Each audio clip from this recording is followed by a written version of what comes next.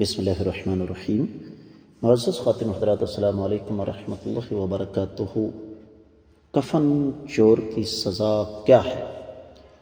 یہ ہے ہمارے حدیث مبارکہ کے سبق کا موضوع۔ مشکوٰۃ المصابیح کتاب الحدود باب ہے چوروں کا ہاتھ کاٹنے کے حوالے سے 3609ویں حدیث کتاب میں اور 20ویں ہے باب میں۔ الفاظ سماعت فرمائیے گا۔ وعن ابی ذر رضی اللہ تعالی عنہ قال قال لی رسول اللہ صلی اللہ علیہ وسلم یا ابا ذر قلت لبیک یا رسول اللہ صلی اللہ علیہ وسلم وسعدیک قال كيف أنت إذا أصاب الناس موت يكون البيت فيه بالوصيف يعني القبر؟ قلت الله ورسوله أعلم قال عليك بالصبر. قال حماد بن أبي سليمان تقطع يد النباش لأنه دخل على الميت بيته رواه ابو داود۔ معزز خواتین حضرات، آپ نے سنا کہ یہ روایت سنن ابی داود میں ہے، کتاب الحدود، اور 19واں باب ہے کفن چور کا ہاتھ کاٹنے کے حوالے سے 4409ویں حدیث ہے۔ اور یہی حدیث ہمیں سنن ابی داؤد میں 4261 بھی مل جائے گی، سنن ابن ماجہ میں 3958ویں حدیث کے تحت ملے گی۔ شیخ البانی رحمہ اللہ نے اس کو صحیح قرار دیا، جبکہ شیخ زبیر علی زئی رحمہ اللہ اس کو حسن قرار دیتے ہیں۔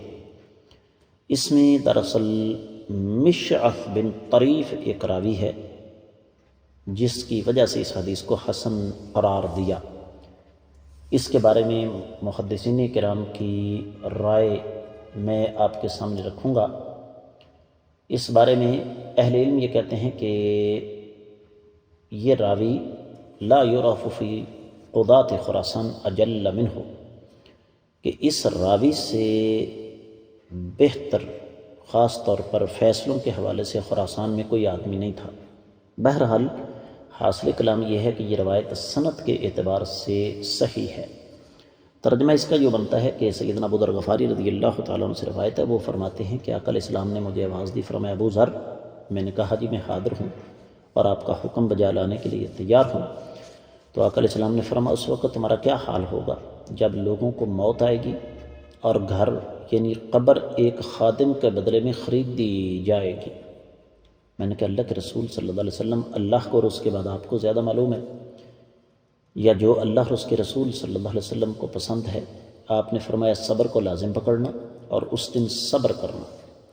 حماد بن ابی سلیمان کہتے ہیں کہ کفن چور کا ہاتھ کاٹا جائے گا کیونکہ وہ میت کے گھر میں گھسا ہے۔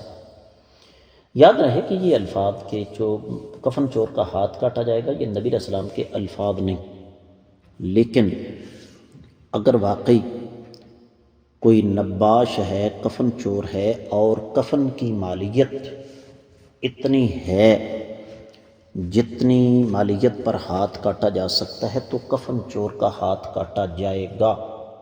ایک بات تو یہ ہے۔ دوسری بات یہ ہے کہ آج جو حالات ہمارے سامنے ہیں کہ شہری گنجان آبادیوں میں میت کے لیے قبر کا حصول عام آدمی کے بس سے باہر ہو چکا ہے، بہت مہنگی جگہ ملتی ہے، اور یہ جس حساب سے فتنے آگے چل رہے ہیں یہ معاملہ اور بھی سنگین ہو جائے گا۔ تو نبی علیہ السلام نے یہ بات ہمیں 1500 سال پہلے سمجھا دی۔ اور اس حدیث سے یہ بھی ثابت ہوتا ہے کہ جب فتنوں کا دور ہو، قحط، بھوک ہو، تو پھر چوری ڈاکے سے پرہیز کرنا زیادہ بہادری کا کام ہے۔ قتل و غارت کے زمانے میں جب لوگ حق و باطل کی پہچان چھوڑ کر فساد کے راستے پر چلیں تو اس وقت حق کی حمایت کا بہانہ بنا کر لوگ قتل و غارت کریں گے، تو ان حالات میں الگ تھلگ رہنا زیادہ بہتر ہے۔